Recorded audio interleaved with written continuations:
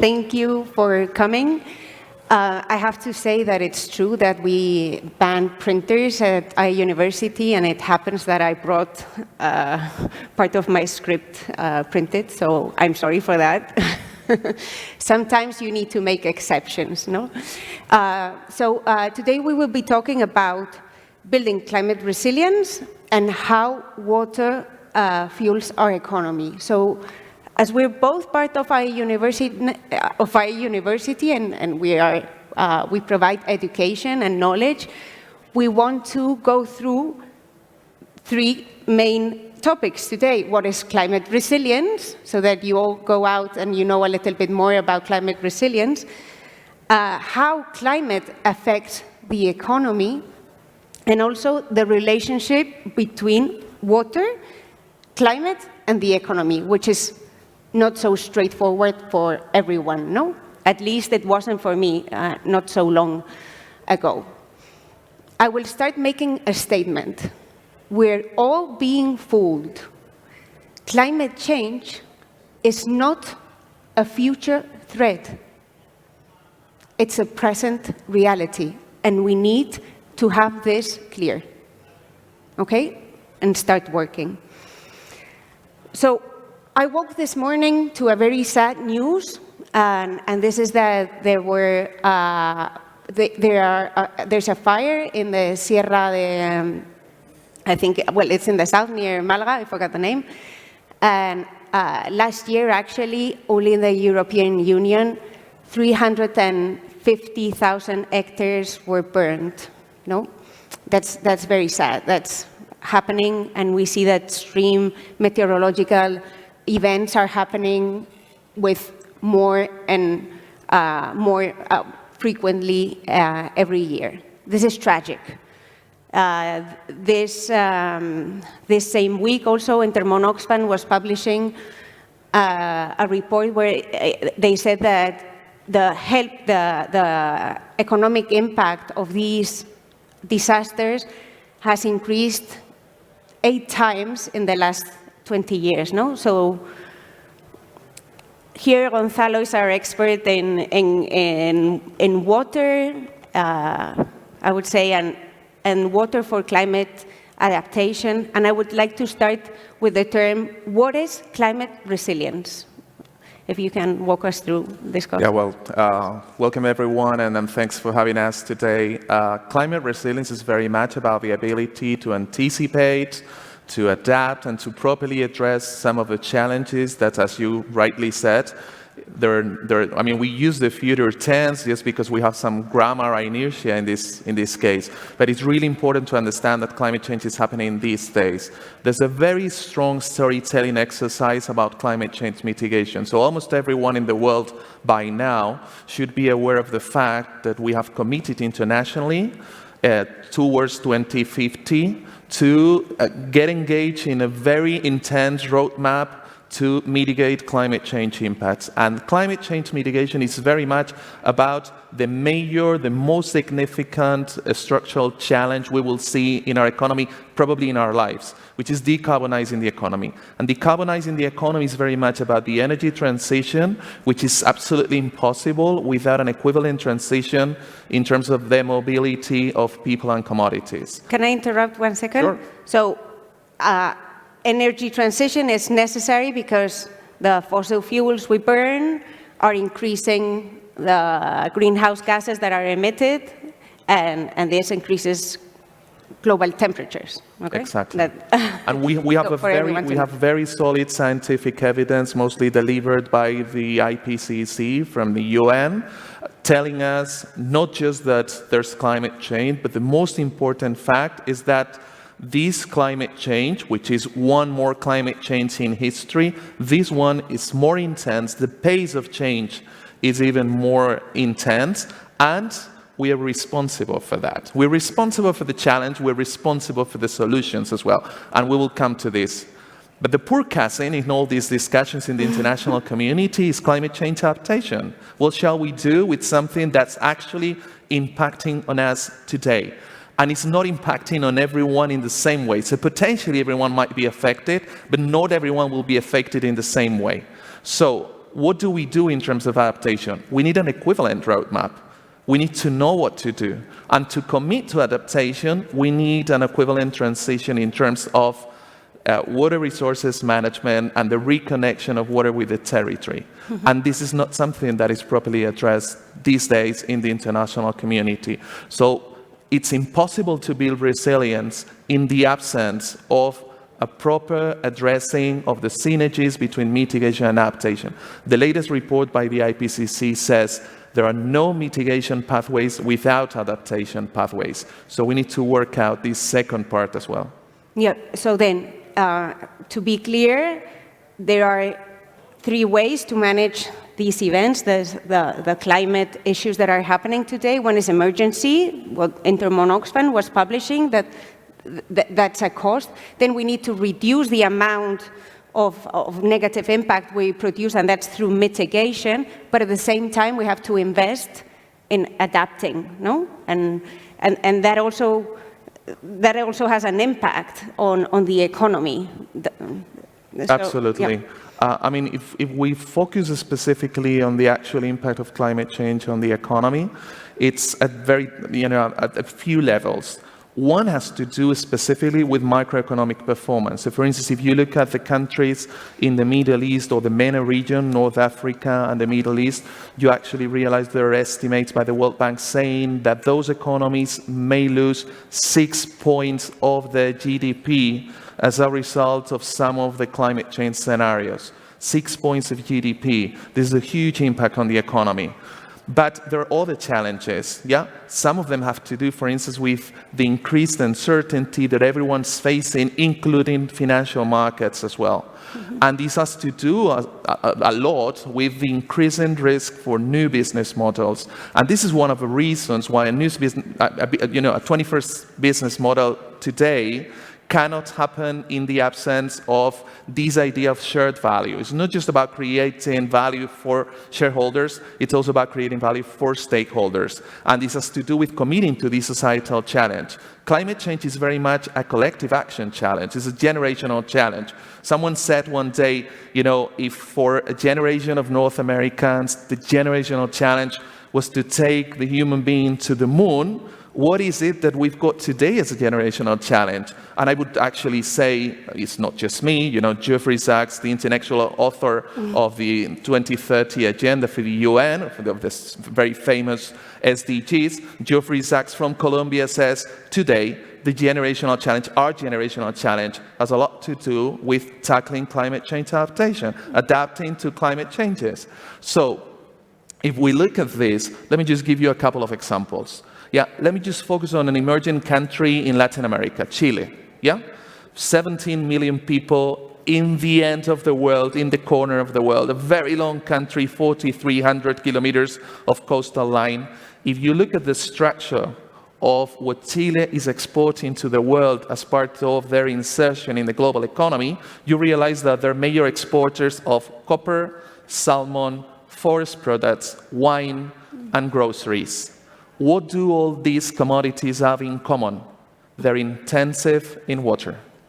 So unless you properly manage water resources in a country like Chile, it's not that one sector is going to collapse, it's that the whole economy, the whole societal model is going to collapse. And this is actually a major threat for that country after 13 years of a mega drought. So this is just one example. I could mention examples for Spain as well. Yeah, the top 4 economy of the European Union. When you look at the structure of the economy in Spain, you realize, for instance, that before the pandemic in 2019, we received 87 million international visitors. Yeah, top 2 country in the world receiving visitors for a country of slightly more than 45 million people.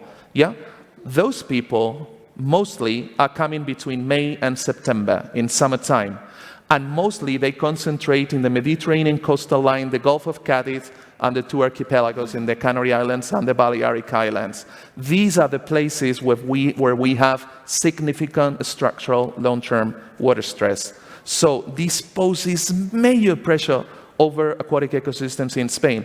So you look at GDP and you say, oh, it's 12%, 15% of GDP, yay, great. But then you look at the other side of the story, and it's not that easy, it's not that nice. I had actually, on the top of my mind, I'm saying this, but I actually thought that 50% of the world's GDP was linked to a natural resource of somehow, so it's even higher, no?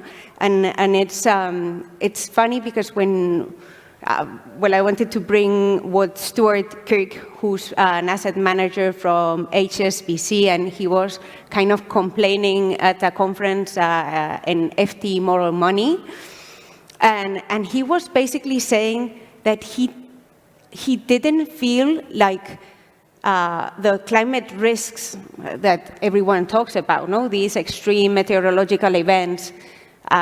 He did realize that the trends were that they were increasing and so on, but why was that taking so much of his time doing reporting and taxonomy and so on, when really those events were not reducing the real value of his assets, no? So he was thinking, this is going to happen if Miami's underwater in 100 years. What do I care? Because the value of the assets in where I invest, I mean, I will do a turnover in maybe 10 years at the maximum, no?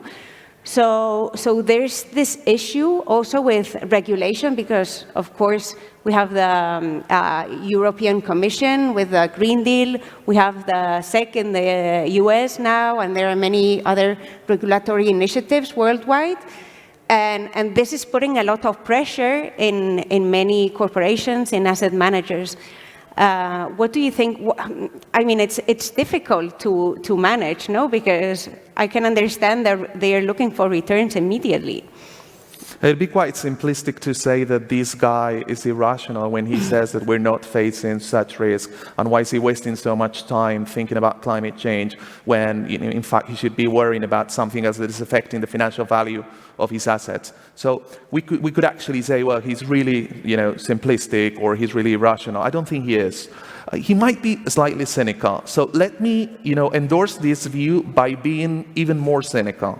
Let's just go from the east coast of the US to the west coast of the US and think about California. California is not any place in the world, especially for innovation. But California, if you rank countries by GDP, and we treat California as an independent country, maybe one day it'll be an independent country, but if we treat California as an independent country, you'll realize that it ranks like 4 or 5 as the most important economy in the world. All financial availability in the state, all technological solutions have been applied at different scales in different places in the state. They've got a very sophisticated institutional setup for water management in the state of more than 100 years. Legal procedures based on the public trust doctrine, one of the best public university systems in the world. They lead in technology in Silicon Valley. So, you can imagine they've got all the ingredients to be top one in terms of water resources management, but they're not. Yeah? So they forgot about how to properly deal with groundwater resources. In 2015, a major drought, put at risk the most thrilling, the most thriving agricultural sector in the world. So if I endorse this cynical view and I say, why should we worry about this? It's a tertiary economy, it's a financial economy. It shouldn't care about the agricultural sector. Why? Because agriculture in California is 2% of GDP, 3% of employment. So get rid of it. We don't need it. But if you take this view and you ask people now in Florida again, or you go to the Carolinas, or you go to Virginia, or you go to Pennsylvania, or New York City, and you ask those people, what do you think about groceries coming from California? They'll tell you, well, in some cases, they're 50, 60, 100% of all the groceries that we receive. So what I'm trying to say is that if you don't take the proper scope, you might get it wrong. And I think that this guy, when he's saying that, he might be right within the boundaries of his financial appraisal. But if you take a wider look and you look at the wider economic and social assessment, well, excuse me, someone who's not an activist, Luis de Guindos, Deputy President, Vice President of the European Central Bank, made a huge statement after a stress test of all financial institutions in Europe, saying that in terms of climate change, the short-term cost of acting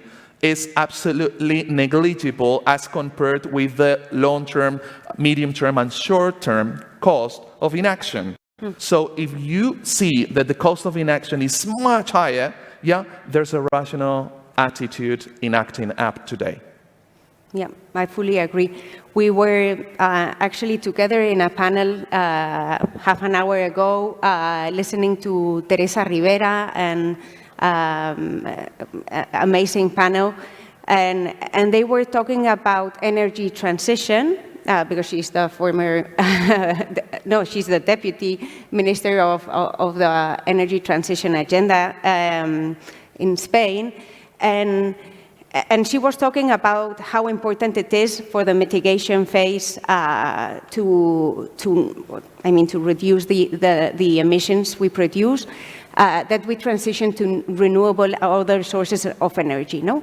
And Gonzalo, he's policy advisor for more than 80 countries, actually, and for different organizations, UN, EC, and so on. And how is water entering in the equation? Because everyone hears about energy. We kind of have it clear, the relationship, but we are late for water management and water regulation, and now everyone's running this topic into their agendas. Yeah. Let me put it very simply. Water is to adaptation what energy is to mitigation. As simple as that. And how are governments putting that in an action? Significant effort these days in terms of the diversification of water supply sources. So not just looking at surface runoff and groundwater, but also at circular economy, so reclaimed water reuse and desalination of salt water and brackish water. That's one issue. Another one has to do with major investments in water use efficiency. And a third one, which is very significant, is in terms of finding synergies between digitization of the economy and sustainability. So how to use new technologies in order to improve whatever we have to do in terms of the delivery of water policy.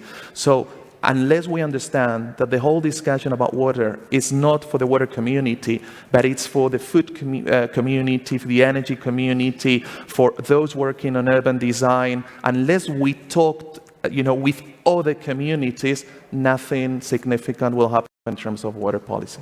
Yeah, well, thank you very much. I hope you all learned something. I always learn when I'm with Gonzalo, so thanks for attending. Thank you. Have a nice evening.